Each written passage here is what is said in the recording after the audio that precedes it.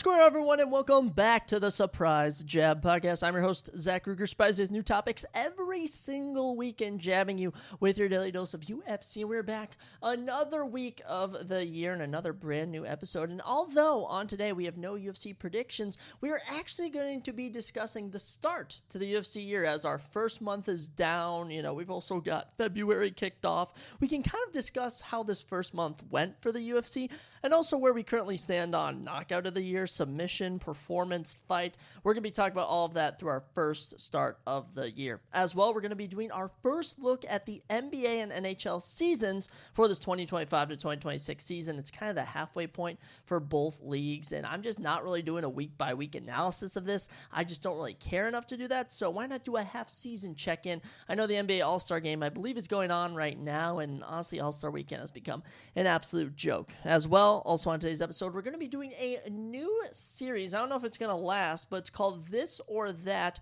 We're going to post 10 different this or that things. It could be 2 different activities, 2 different items, and we're going to rationalize which one is better, not just for me, but in general, because my opinion outweighs everyone as the host of this podcast. So that's, like I said, new week, new episode, new surprises. I actually just got back driving from Minnesota. I'm back in Chicago. So it's kind of crazy. I'm not only hopping on this, but then doing another Zoom networking call after this. We stay busy. And I'll tell you what else has been busy. And, you know, that's been the NBA season. NBA season, NHL season, both of them have been flying by. So we'll first, if you will, if I don't want to stutter on that, check out the NBA season so far. So, like I said, it is currently the weekend of freaking, all-star stuff. I could care less who the all-stars are. I looked at some of the names. I'm like, who are these people? I've never heard of them. And I look at some others, and I'm like, they're still all-stars? Are you freaking kidding me? So, checking out the standings so far, Eastern Conference.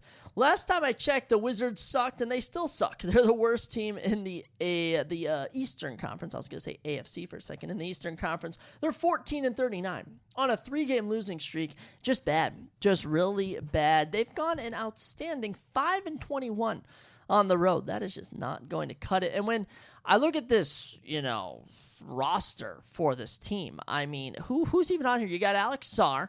I know he's on the come up. Keyshawn George, I think he's been a draft pick. Cam Whitmore. Funny enough, I work with a girl who knows Cam Whitmore. What a small world that is. You also have Anthony Davis. Anthony Davis is on the Wizards? When did Anthony Davis go to the Wizards? Is that a typo? When did Anthony Davis join the Wizards? Is that real? Trae Young? Is Trae Young on the Wizards? When did Trae Young join the Wizards? Am I D'Angelo Russell? D'Angelo Russell is on the Wizards. Maybe I'm like on the wrong stats here, guys, but let me know, because apparently Anthony Davis and Trae Young are on the Wizards. Is that real? Let me look at the Atlanta Hawks record right now. They're 26-30, sitting middle of the pack. Is Trae Young really not on their roster anymore? Wow, I have been very outside of the NBA. Trae Young is no longer on the Hawks. Instead, they have Jalen Johnson, Zachariah Rashard, Dyson Daniels, CJ McCollum. Wow, CJ McCollum. Buddy Hield. Buddy Hield is on this team. And you even have Corey Kispert. He used to be actually a Washington Wizard, so a trade must have happened. But anyways, Pacers, they're also bottom of the pack after making it to the NBA Finals. They are 15-40. Safe to say they will not be back. Nets are at the bottom. They only have 15 wins. Bucks at 12. What a bummer year for them. I don't think Giannis even likes playing for them.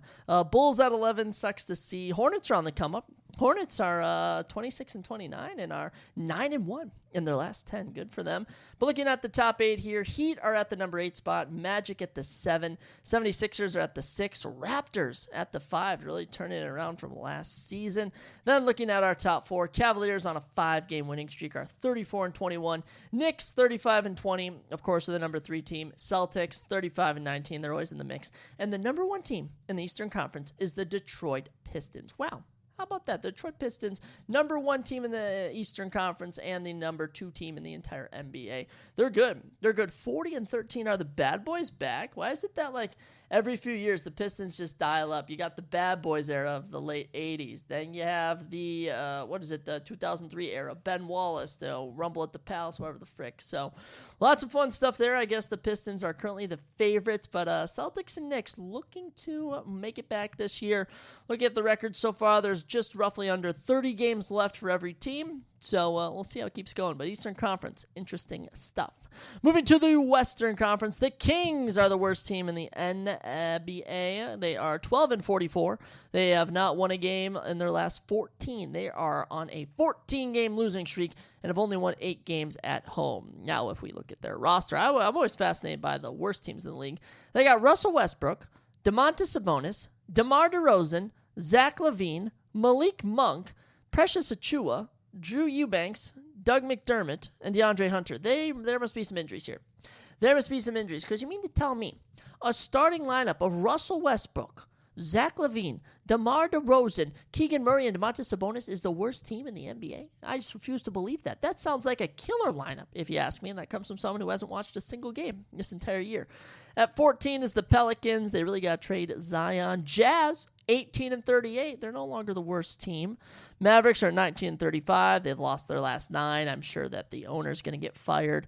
Grizzlies are at the 11. I heard Ja Morant might be on the move. I don't know if he was ended up being traded. Clippers at the 10. Blazers at the 9. Warriors at number 8. Suns at 7. And my Timberwolves are 34-22. They are 7-3 in their last 10. They've won their last 2, and they are at the number 6 spot in the rankings. Lakers are at the 5. Rockets at the 4. Wow. Nuggets at the 3.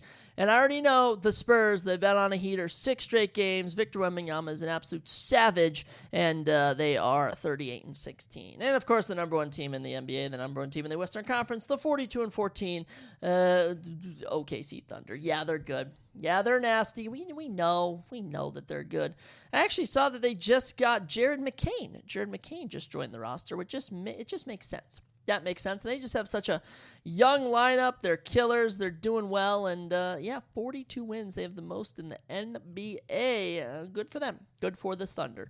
Now, when we look at the stats so far for the season, points per game, Luka, top dog, 32.8 per game. But look out, Anthony Edwards in third, 29.3.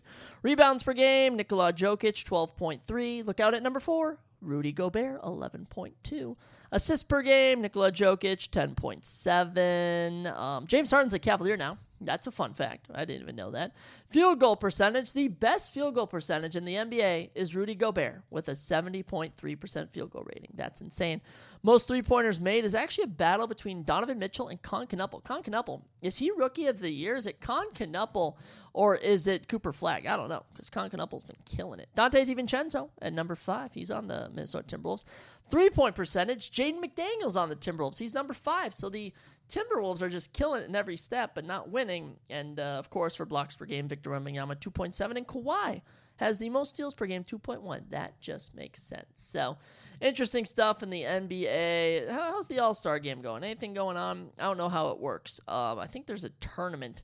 It's a round robin or something. Yeah, honestly, I have no idea how it works. But the NBA is kicking off. It's a rolling. It's something. That's all I'm going to say about the NBA. Now, as for the NHL, I also have not been paying attention at all. I'm sorry. I'm sorry that I've been working a job. I'm sorry I have a life.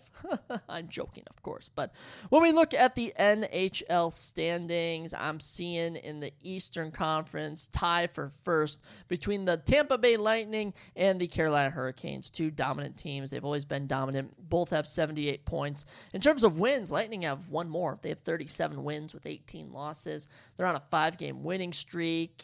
Good for them. They also have an excellent point differential, plus 59. As for the worst teams, the worst team is the New York Rangers. What? Wow, only 50 points for the Rangers. Lost their last 4. I thought the Rangers were good. Wow, my bad. They're having a fall-off year.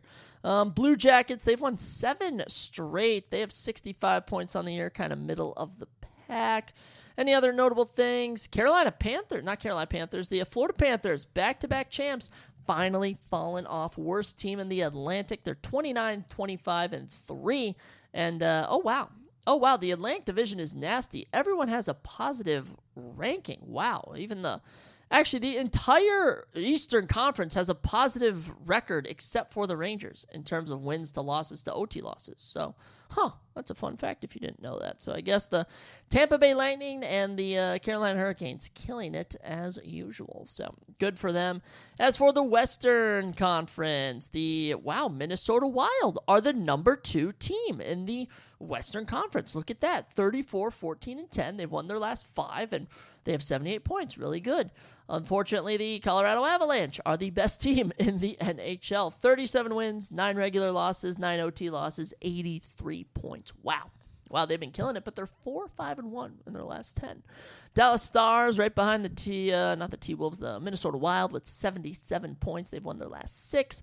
And the Mammoth, the new team this year, the Utah Mammoth, they have 64 points. They're right there in the playoff hunt. Look at that. And the, worst team in the NHL is the Canucks. They have 42 points. Oh my gosh, they suck. 18 wins, 33 regular period losses, 6 in OT. They have a minus 61 point differential. Wow. That is not good at all.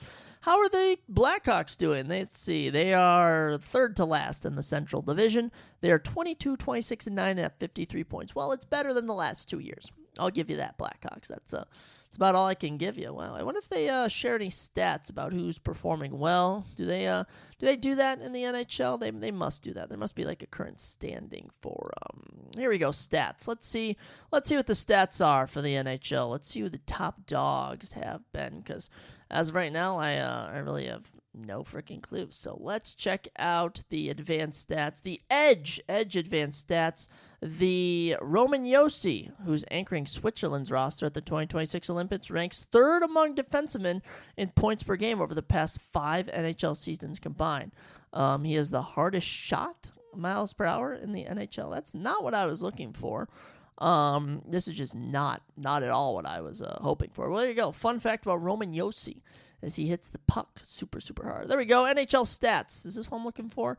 I want it to be like the NBA. The NBA just lists like the top 5 per every category, but I guess the NHL is broken, so they just don't know what to do. So that's all you get for the NHL, I guess. But I guess the Wild are killing it. The Blackhawks are not killing it. Those are the only 2 teams I really care about. The only ones I pay attention to. But yeah, there's a fun little NHL check-in in case you were curious. Now on to our little surprise fun topic for the episode. It is this or that, and we should add some whimsical music in or something. I have a soundboard, but I gotta get it hooked up or something. I gotta figure out how to do that. But yeah, we could get that hooked up, and now would be a perfect time to ring that soundboard, as we have 10 topics.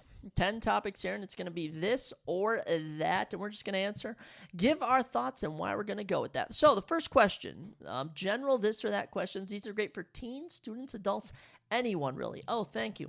This is from ConversationStartersWorld.com. This is Conversation Starters, and I just realized I'm talking to myself as I say them. That's kind of depressing if you ask me, but no, in reality, I'm talking to you, my audience. So, first question here, skydiving or scuba diving? Very interesting point here. Would I try both? I don't know.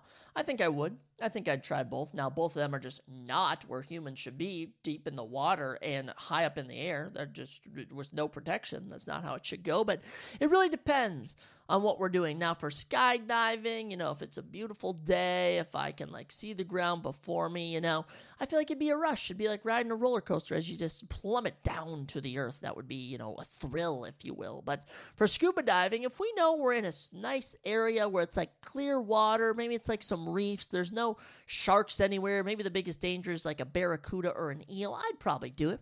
I'd probably do that, but the deep sea scuba diving where it's kind of darker water, you don't know what's lurking around you, I don't know about that. I really don't. So my official answer, scuba diving or skydiving. Honestly, I might go scuba diving. I would rather take my odds with a shark than my odds with gravity, if I'm being honest. But hey, I'd try both, because why not? Next up, cable or streaming? It's a good question. A good one here, cable or streaming. Cable slowly going away. And I think with streaming, you can just kind of watch anything. You really can. So I think streaming's the answer. I mean, at the end of the day, cable TV, I don't know if it'll ever go away, but it might. I mean, think about WWE. Monday Night Raw used to be something that you could watch on cable TV. You could even watch on regular TV at one point, and now it's exclusively on Netflix. And, that's coming true for a lot of things. There's Thursday Night Football games. There is other football games on Christmas Day. It's probably going to get to a point where the NHL partners with each and every streaming device to offer their own games. Same is going to go for the NBA, NHL, MLB, you name it. And soon it'll be, think about the UFC. UFC used to be on Fox and such, and now they're only on Paramount Plus. The world is changing, so we are going to go with streaming. Next up, live theater or a movie at home. It's live theater. It's live theater end of the day. If any of you watch this channel, you know I love movies. I love movies, but one of my favorite things I love about movies is going to the movie theater. I'll go with a big group. I'll go with my girlfriend. I'll go with my parents. I'll go by myself. I will do whatever it takes to go to the movies. I love going to the movies. It's so much fun. It's way better than watching it at home. Now, don't get me wrong. There's sometimes watching at home can be good. You get to have control over the sound, over the pacing. If you really want to set the mood, you can dim the lights. You can keep the lights bright. You have the opportunities to go to the kitchen and stuff. You have the opportunity to lay in bed. But the experience you get from being in a movie theater, whether you like watching it with other random people or you like watching it alone in the theater, it is always going to be the superior experience. So give me live theater over just watching a movie at home any day of the week. Next up, sunrise yoga or sunset meditation. Now, not a big yoga guy. I don't really know. I've heard mixed things on it. I don't know if yoga would ever be for me, but meditation, I could get behind. And would I rather wake up on a mat stretching? Maybe, but what would I rather do? Sitting peacefully in like a meadow, watching the sun set on a grateful universe, like Thanos, if you will. I think sunset meditation is more my speed, and this comes from someone who goes pretty much 100 miles an hour all day. Next up, our fifth question, so we're halfway through our this or that segment here. Sculpture garden or mural wall? Now, I'm going to take this in what would I rather have in my house, a sculpture garden or a mural wall? And it's really interesting because I like paintings, but I also like sculptures. I think it's going to depend on the type of, stuff I'm seeing. But I think I'm going to go sculpture garden. Because with a mural wall, you can obviously create a cool art room. You can have murals on a wall and stuff. Or maybe when they mean mural wall, they just mean a giant wall of painting. But with a sculpture garden, you get the sculptures, but you also kind of get the plants. You get the garden aroma as well when you're walking through a sculpture garden, whatever it may be. So I think that's a hidden aspect not many people would think about when it comes to this question. So I'm going to go with a sculpture garden. This has come from someone who has walked through both. And honestly, walking through a sculpture garden, especially on a nice day, maybe even if you're by yourself or if you're with a loved one, it can be a very calming and fun experience. Next up, horseback riding or cycling. Now, I have never been horseback riding, so it would be something I'd have to try out, but I do like biking. So I'd say for the time being, I'd go cycling, but out in the western United States, riding a horseback through the mountains, through the plains, that would probably be a vibe. It really would. Now, cycling, and when they mean cycling, do they mean in a pack? Do they mean with people and you're wearing the skin-tight suits and the goggles and the hat? I don't know. I don't know if that's more so my speed. My speed would more so be just going for a chill bike ride.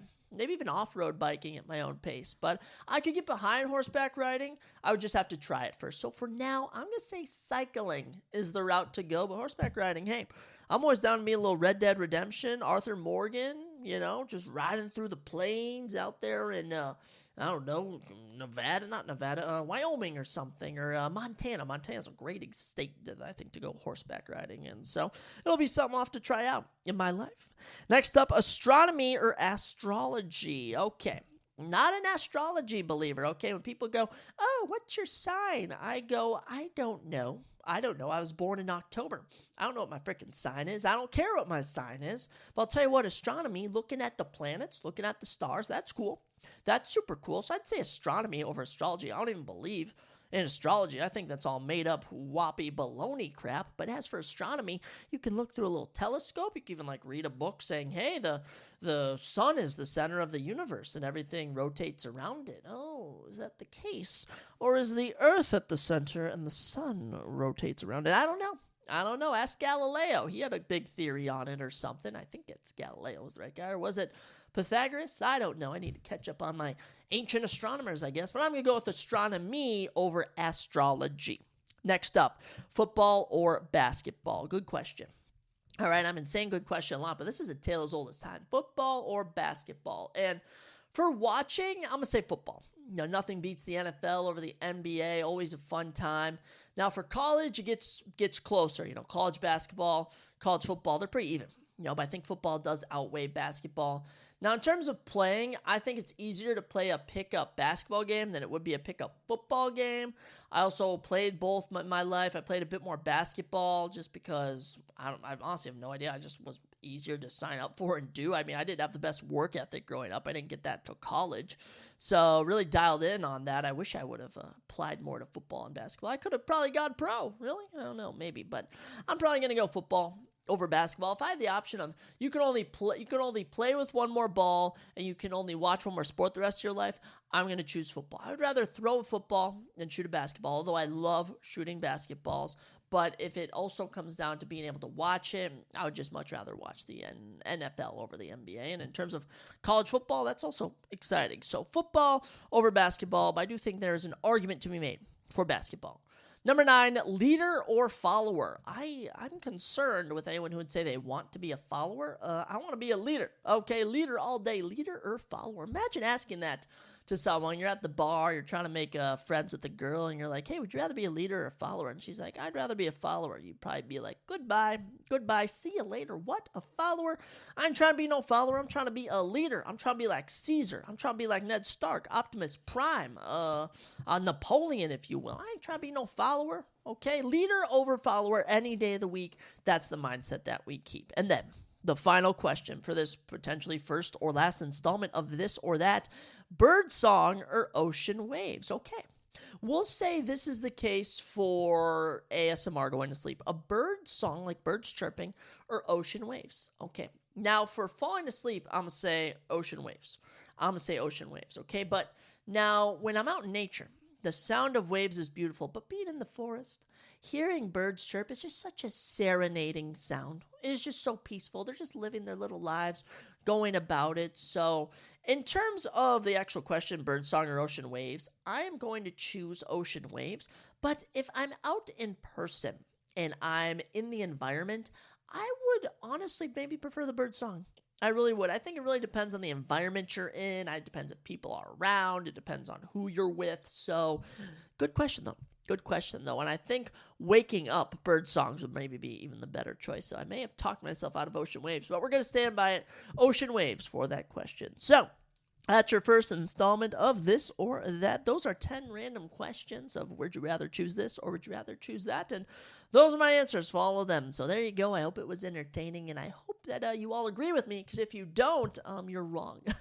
I guess that's the case. And then our final segment on today's episode is, the UFC portion. This is the surprise jab, and every episode has to have a little bit of jab, a little bit of UFC in it, and that's what we're going to talk about today as the year has kicked off, and it's been an interesting start. I'll say that. It has been a very interesting start. So just breaking down, we've had 3 events so far, ranging from January 24th to February 7th. So let's just analyze and see what our current fight of the night, current state of every, situation is as we kick things off. So, of course, opening the year with a pay-per-view is very exciting.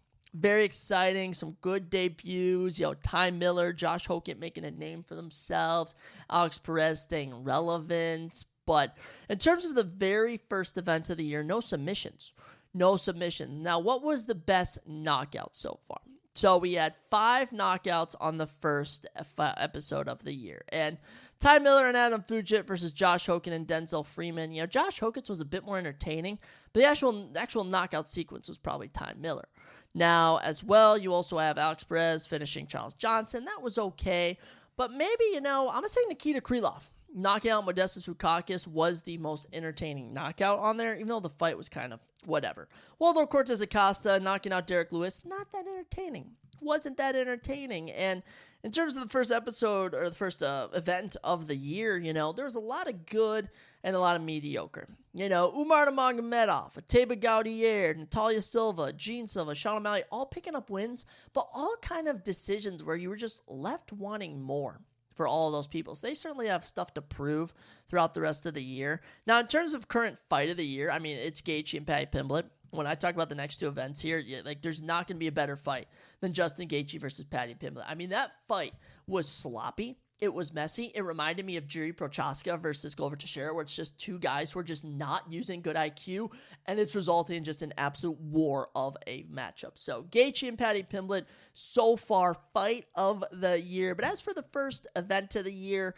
I think it has the fight of the night aspect, but in terms of the knockout, I just don't really know if we got that there. Because when we transition into UFC 325, you have better knockouts. And as well, you actually have 3 submissions. So 3 submissions on this card. You had Billy Elikana submitting Junior Tafa, which is probably in the running for comeback of the year, as I thought Billy was going to get knocked out there in the opening seconds. As well, you had Jonathan Mikolaev submitting Oban Elliott, very good. But right now, in terms of this event, Quinlan Sakiad submitting Jamie Malarkey in 3 minutes with a neck crank is probably submission of the year. And this is before we look at the most recent Apex event. So as of right now, that's probably submission of the year. You know, fight of the night was Volkanovski versus Diego Lopez, but their rematch just wasn't as good as the original. And I think it's because Diego Lopez and Volk both fought a lot more technical. Lopez also just couldn't break away from a 1-2 or a body kick or leg kick. That just wasn't working. It wasn't working. So that was super unfortunate. I'll say another running in for knockout of the year is maybe Mauricio Ruffy for Safel Fazeev. That was fun. Okay, that was a really good knockout. Cam Ralston getting a knockout of Cody Brundage was good. We, of course, crowned 4 new Road to the UFC fighters on here. Actually, I think it was 3. Yes, we had a pull-out. So Lawrence Liu, Kichiro Nakamura, and Damar Pham, welcome to the UFC. I mean, that's going to be probably entertaining for them. Debut of... Did anyone else debut on here? I don't know. Taoshon Teixeira, Tai Tuivasa putting on another heavyweight dud. I'm trying to think. I think they cut Tai Tuivasa. They cut Halton Almeida. I know that for certain, but I can't remember if they cut Tai Tuivasa. I don't know if they're going to keep him around just for, the heck of it, but... As of right now, Tai Tuivasa has very little left to do in the UFC, and maybe the most impressive performance, I really liked Benoit Saint Denis versus Dan Hooker. That might be my favorite performance of the year. Just Benoit Saint Denis just methodically breaking down Dan Hooker. I mean, it was just super entertaining. But through our first 2 pay-per-views of the year, UFC 324, I'm going to say, was it better? Was UFC 324 better than 325? In terms of prelims, I'm going to say 324 has them beat, but main card, besides the main event, UFC 324 had a rough main card, and as for 325, there was only really 1 dud on the main card, and that was Taoshon Teixeira versus Tai Tuivasa. So, best pay-per-view of the year, gonna say right now, is UFC 325 over 324, but in terms of, through both of those, best submission, Quinlan Sakiad, and best knockout. Do we have a good knockout on UFC Vegas 113? Let me actually pull that up here. Submission of the year right now. Never mind. Submission of the year right now is probably going to go Mario Bautista, Vincius Oliveira. Yeah, that's most definitely submission of the year. The way Mario Bautista just took the back of Vincius Oliveira, wrapped him up. Oh, that hands down, that is the best one so far. And in terms of knockout, I mean, we haven't really had that high level of a knockout. I guess Mauricio Ruffy, knockout Rafael Fazeev, you could give to. But honestly, hear me out. Nikola Verkhanidov just teeing off on Nico Price and just landing every shot. Low-key, I think that might be the best knockout so far of the year. Now, we got a long way to go. Don't get me wrong. We got a long way to go, but let me tell you, that was super entertaining. Also, Dustin Jacoby just laid into Julius Walker. That was also a very entertaining knockout. UFC Vegas 113 also had fight of the night between Michael Okajacek and Marc-Andre Barriault. That was pretty good. But comeback of the year, maybe Jacob Wiglocks. He got submission with a second left. Kind of hard to beat that. So, I don't know. In terms of best submission, yeah. Mario Bautista over Vincius Oliveira, hands down. Is that the best main event so far of the year? No, it's probably last, but it's tough to tee up to our 2 pay-per-view main events that we've had, or numbered events, I should say. So, there's that. Best knockout? Gosh, I don't know. I guess I got to give it to Ruffy and Fazeev. Like, right now, there isn't really a knockout of the year. But I think in terms of high level, like, knockout Rafael Fazeev is no easy task. That dude is one of the best kickboxers on the planet, but best Muay Thai specialist. So I think I got to give it to them. But then in terms of fight of the night, definitely Paddy Pimblett versus Justin Gaethje. So those are 3 there. In terms of comeback, I guess I'm going to give it to Jacob Wiglocks. I don't know if he was going to win that fight or not, but getting a submission with his second left is certainly a very good look. Any other things we can give? Bounce back fight of the year? None really so far. We've had, a number of lackluster fights, but I'd say so far a good start to the year. And, we got a lot of good stuff. coming up here, especially the next 3 weeks. So did just want to give a little preview of the next 3 weeks. First up, later in the week, going to be dropping our UFC Houston predictions. All right, this is a fantastic card. One of those cards where I'm going to be busy. It's my boy Ryan. We've had him on before, cousin Ryan Benecki. Actually was on episode 3, one of my favorite episodes of all time. And, it's his 21st birthday. So I'm going down to Iowa to see him, and I'm just not going to have time to watch this whole card. But this card is a lot of fun fights. You have the debut of John Paul Lemonziani. All right, this guy had one of the best knockouts on this past season of the Contender series, so very much looking forward to his debut. You also have Yair Dan Valel fighting again. He's 10-0, 2-0 in the UFC with 2 round 1 subs. He's going to be entertaining. Ramiz Brahamash, Punahele Soriano. What a fun unranked welterweight matchup right there. Love that. Top 15 women's bantamweights, Nora Cardoli and Jocelyn Edwards. Alden Correa is back for his second UFC fight in the flyweight division. Former champion in another promotion. Same for, Ode Osborne and Alibe Idris. Big bounce back fights for both of those guys. Winner's probably going to stay. Loser's probably getting the axe, getting cut from the UFC. Zach Reese and Michelle Pereira, that is such a fun middleweight matchup. I think Zach Reese is from Houston, so love that. And one of the more underrated stories, we're going to talk about it on the next episode, but Jacoby Smith was supposed to fight someone. We're going to mention, I cannot remember who Jacoby Smith was supposed to fight. Someone really good, but someone had to pull out. So Jacoby Smith, who's, by the way, 11-0, absolute killer in the UFC, is taking on Josiah Harrell. And Josiah Harrell is 11-0 and was supposed to fight around 4 years ago in the UFC. And before the fight, they found that he had, I don't know if it was a tumor or he had like something that would induce a seizure or something if he got hit in the head wrong. And he had to have emergency surgery like the night or the day of the fight. And he wasn't able to make his UFC debut. But since that diagnosis, he has been, healed or cured to a degree. He's gone 4-0. He's still undefeated, and he finally gets to fight in the UFC. Now, I think Jacoby Smith is going to absolutely massacre him, but he still gets to fight in the UFC. Top 10 heavyweights, Sergey Spivak and Ante Delege, and we need a big performance from these boys because the heavyweight division is probably at the lowest it's ever been. If you've been following Bitcoin right now, Bitcoin is dropping steadily, and that is the same for the heavyweight division. I mean, it is looking rougher and rougher with every heavyweight fight we have. So Ante Delege, Sergey Spivak, we're going to need a big performance from one of you boys in that matchup. As well, Mekwazo Costa gets a big opportunity after having one of the best 2025s of any fighter in the UFC, 4-0, including a nasty knockout over, what's his face? Who is the last pirate? Oh my goodness. The last pirate. Who did Mekwazo Costa knock out? Morgan Cherie on the final episode, or final event of 2025. He gets a shot against Dan Ige. He gets a shot against the top 15 featherweight fighter. And Dan Ige, he's hunting for his first win in over a year, so that should be exciting. Jeff Neal finally has a winning fight, or winnable fight, not a winning fight, a winnable fight when he takes on Uros Medic. And Uros Medic went 2-0 in 2025, but both were kind of just awkward wins. So shout out to him getting a shot against Jeff Neal. And then the main event, Sean Strickland finally back to take on Anthony Hernandez. Love this fight. I hope Sean Strickland gets brutally submitted. I don't know. Sean Strickland has just not been winning many fans. You either love him or hate him. And honestly, I'm kind of on the hate train of him. I don't even know why. He's so hypocritical. Like, the lifestyle he claims to live is not a good lifestyle. It's the lifestyle of, whatever your politics are aside, just spews very hateful stuff. I'm not necessarily one for certain political agendas or certain ideologies, but just to go off and say the stuff he does is insane. And also, he got suspended for jumping in the cage after a fight and punching a fighter who beat his guy, I think, or something like that. Just ridiculous stuff. So I'm kind of hoping Anthony Hernandez drags him through the gutter. I'm super excited to predict that card, so that'll be dropping later in the week. And then after that, we go to UFC Mexico City. I have little to be desired on this card. These Mexico cards never really go over well, but I do want to say, there's a lot of fun fighters on here. Aileen Perez is finally back in the women's bantamweight division.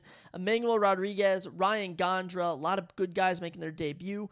Marlon Vera is back to take on David Martinez. The main event, Brandon Moreno and Loner Kavanaugh, is just not really that enticing of a main event, so we'll have to see what happens there, but they're still dialing up fights for that. And then our next pay-per-view, kicking off March, we have UFC 326, Max Holloway versus Charles Oliveira, the rematch, a decade in the making, and I'm so excited to watch it take place. You also have, apparently, Renato Moicano versus Brian Ortega. I think that fight fell apart. Kyle Barallo versus Randy Ritter. Cody Garbrandt's back. The debut of Luke Fernandez from the Contender series. Rob Font versus Raul Rosas Jr. Dante Johnson, Drew saying you are back. Yeah, this card is going to be absolutely stacked. So, as of right now, I think the UFC is running events out until April 4th right now. But another interesting thing that I want to point out, just as we wrap this up, is that they have not announced UFC 327. All right, when it's apparently supposed to go down either April, I think it's 11th. I think April 11th is supposed to be UFC 327. There's no news right now. All right, there's apparent news that dropped today that Joshua Van is taking on Tatsuo Taira. That source is Manel Cape. Trust me, bro. So there's that. But I don't know what else you could do. Like, is Marab and Piryan, are we running that back already? I don't really think it's going to be Islam or Iatopura or Hamza Chimaev or...